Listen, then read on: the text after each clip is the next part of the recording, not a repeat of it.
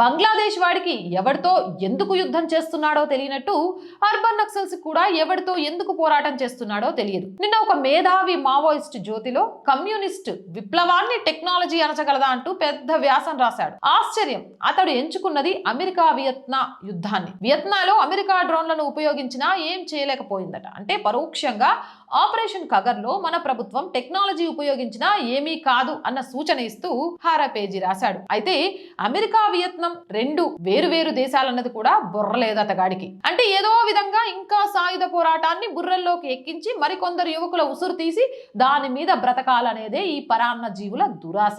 అంతెందుకు, ఆఫ్ఘాన్ని కూడా అలాగే అమెరికా రష్యా ఏమీ చేయలేకపోయాయి. ఇంకా చిన్న దేశాలను కూడా ఒక పెద్ద దేశం ఏమీ చేయలేకపోవచ్చు. కారణం, అది వేరొక దేశం మీద మరొక దేశం సైన్యంతో చేసే యుద్ధం.